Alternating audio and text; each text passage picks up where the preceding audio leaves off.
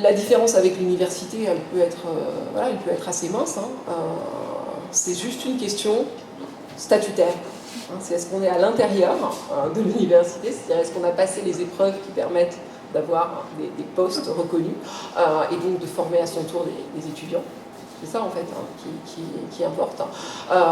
Ou est-ce qu'on n'a pas fait ou pu faire ce trajet-là et du coup on peut être un très bon chercheur, un très bon érudit, mais on reste à côté de l'université. Et du coup, alors quand toi tu souhaites commencer à travailler sur tout ça, quel accueil tu as? Moi, ceci dit, j'ai l'impression d'être un peu seule à tenir ce discours-là, mais moi, j'ai pas du tout l'impression, j'ai jamais eu l'impression que ça freinait ma carrière. Au contraire, mais bon. Moi, alors pour le coup, je donne tous les gages du parcours universitaire type, donc c'est ça aussi, être un universitaire ou ne pas en être, c'est avoir, donc je disais, franchi les épreuves. Donc moi je suis agrégée, je suis normalienne, je suis ENS, et donc voilà, ça fait que quand je dis je vais travailler sur la science-fiction et la fantasy,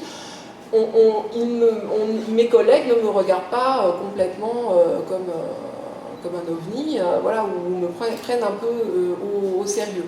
Ceci dit, quand j'ai commencé ma thèse, on ne me conseillait pas de partir dans cette direction-là. C'est sûr que c'était une vraie prise de risque que j'ai fait assez naïvement parce que je n'avais pas tellement conscience des enjeux. Puis ça me semblait vraiment une bonne idée. Donc voilà, je me suis dit, je ne vois pas pourquoi je renoncerais à ce qui me semble une très bonne idée parce que les autres ne sont pas de cet avis. Comme je le disais, donc j'ai eu cette coïncidence temporelle formidable.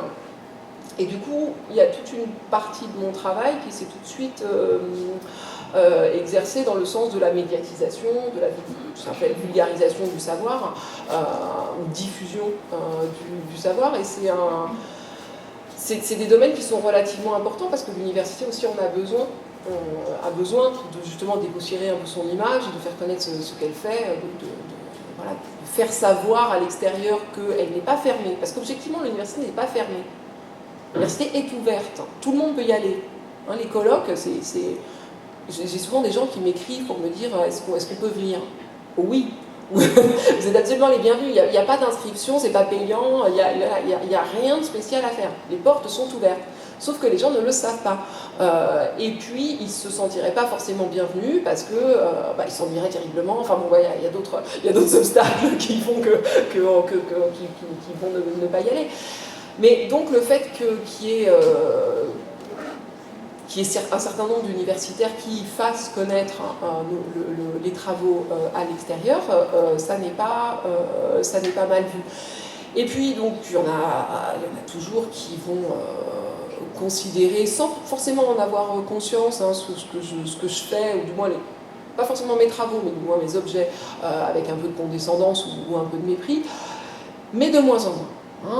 Je pense vraiment que depuis 15-20 ans, il s'est produit, et les universitaires en ont conscience, une quasi-inversion dans le champ culturel, ce qu'on appelle une déhiérarchisation dans le vocabulaire des sociologues, c'est-à-dire qu'avant il y avait une hiérarchie encore relativement forte et maintenue, notamment par l'université, entre une haute culture et une basse culture, du low et du high, mais pas les mêmes que pour la fantasy.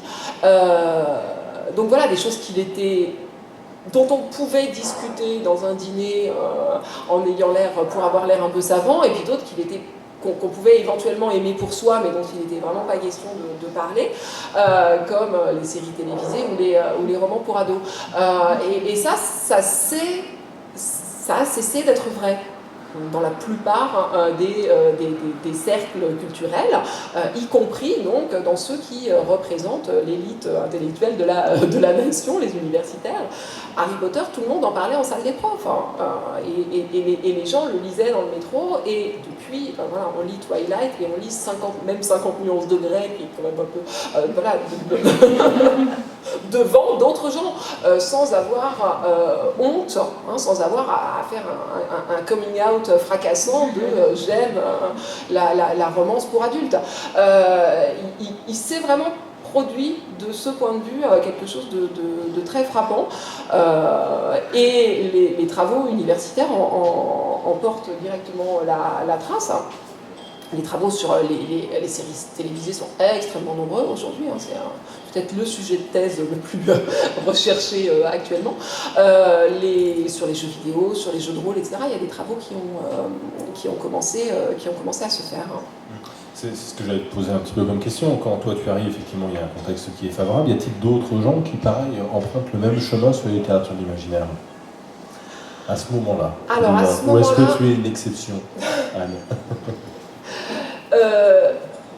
Alors, pour ce qui est des thèses, a priori, en tout cas, j'en sais rien parce que je n'ai pas mené une étude assez précise, mais j'étais l'une des premières à faire ma thèse uniquement sur ces corpus-là.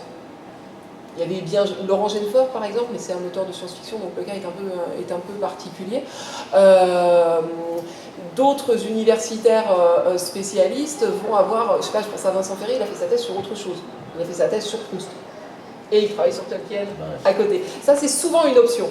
Des universitaires, ils assurent une légitimité d'un côté, et puis du coup ils ont un espace, une marge de manœuvre, un espace de liberté à côté, parce que justement ils montrent des gages.